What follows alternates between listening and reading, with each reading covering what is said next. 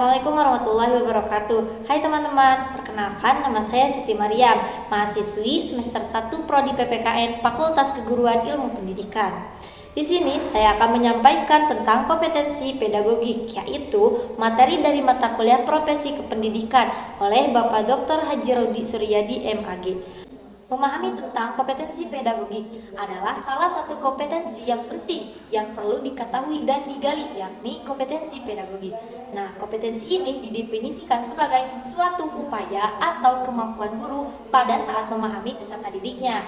Nah, kompetensi ini menghendaki bahwa guru dapat merancang, melaksanakan kegiatan belajar mengajar, melakukan pengembangan peserta didik serta melakukan evaluasi hasil belajar untuk dapat mengimplementasikan potensi dan kemampuan yang mereka miliki. Untuk bisa menjadi ahli pada kompetensi pedagogik ini, berikut adalah aspek-aspek yang perlu dipahami sekaligus dikuasai dalam kompetensi pedagogik. Apa saja ya teman-teman? Yuk ikuti. Yang pertama adalah mengenali dan memahami karakteristik peserta didik. Aspek pertama ini yakni seorang guru dapat memahami karakter peserta didiknya. Tujuannya buat apa?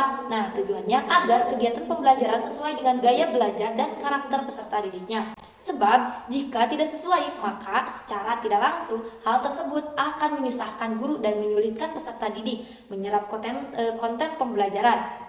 Sehingga guru perlu mengenal dan memahami karakter masing-masing peserta didiknya. Untuk apa? Untuk menentukan metode pembelajaran mana yang digunakan selama proses pembelajaran. Contohnya, jika peserta didik berusia kelas 1 SD, maka metode pembelajaran yang akan digunakan tentunya senantiasa menyelingi KBM-nya dengan kegiatan bernyanyi dan bermain. Kondisi suasana di kelas akan berbeda manakala guru mengajar usia dengan jenjang yang lebih dewasa usianya. Misalnya mengajar SMA nih, tentunya metode pembelajarannya akan lebih banyak diselingi diskusi serta berbagai model pertanyaan, studi kasus untuk mengaktifkan nalar siswanya.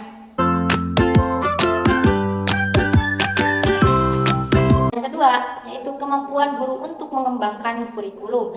Aspek yang kedua ini yakni guru mampu untuk melakukan pengembangan kurikulum yang sudah ditentukan dan diterapkan di sekolah. Jadi mengapa? Kemampuan pengembangan kurikulum bagi seorang guru sangatlah penting, sebab kemampuan tersebut guru dapat dengan mudah mempersiapkan dan menyajikan materi sesuai dengan strategi pembelajaran yang ditentukan. Tentu saja kegiatan belajar mengajar nantinya akan menjawab tantangan dan kebutuhan seorang siswa, sehingga sebagai hasil akhirnya para peserta didik dapat menyerap konten pembelajarannya. Kita lanjut yang ketiga. Yang ketiga itu adalah memiliki kemampuan dalam menguasai teori belajar dan prinsip dalam pembelajaran. Nah, aspek yang ketiga ini yakni guru memiliki kemampuan untuk lebih banyak menguasai teori belajar serta prinsip-prinsip yang ada dalam pembelajaran. Dengan kata lain, guru menjelaskan secara sederhana pada siswa mengenai konten materinya dan sebagai hasilnya para peserta didik menyerap dengan jelas. Namun, memang tidak dapat dipungkiri bahkan presentase memahami keseluruhan siswa dalam satu kelas itu sama. Ada beberapa yang cepat menyerap pembelajaran serta ada sebagian siswa yang lambat dalam menangkap materi. Sehingga guru bisa melakukan lebih banyak eksplorasi dalam teori belajar agar para siswa yang masih tergolong lambat bisa mengikuti ketertinggalan materi. Oke, lanjut yang keempat. Poin keempat yaitu mampu untuk mengembangkan potensi peserta didik. Nah, aspek ini yakni kemampuan guru untuk melakukan pengembangan pada peserta didiknya. Guru akan lebih banyak data terkait bakat dan potensi tersembunyi yang dimiliki oleh peserta didiknya.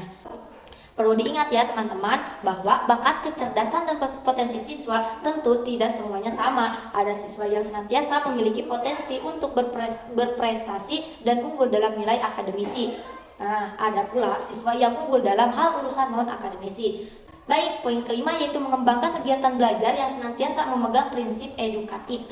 Nah, selain itu, aspek lain yang perlu dipahami yakni guru dapat senantiasa menyajikan beragam kegiatan belajar yang banyak menyisikan sisi-sisi edukatif. Misalnya apa? Misalnya tidak hanya memberikan materi saja, namun juga sampai banyak memberikan keteladanan pada siswa dalam hal suatu kegiatan yang sedang berlangsung.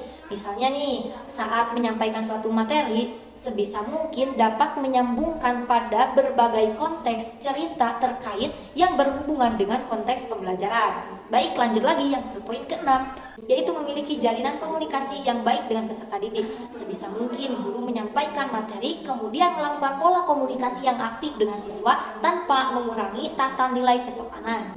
Oke, yang terakhir adalah mampu untuk melakukan proses penilaian dan evaluasi.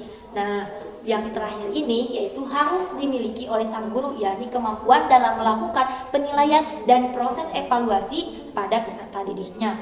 Seorang guru yang sudah profesional dengan kemampuan pedagogik dalam dirinya tentu akan mudah dalam menentukan sistem penilaian serta melakukan evaluasi pada peserta didik. Baik, nah, demikian ulasan mengenai kompetensi pedagogik dan beberapa aspek yang perlu dipahami. Sekian yang dapat saya sampaikan. Mudah-mudahan bermanfaat untuk kita semua. Wassalamualaikum warahmatullahi wabarakatuh.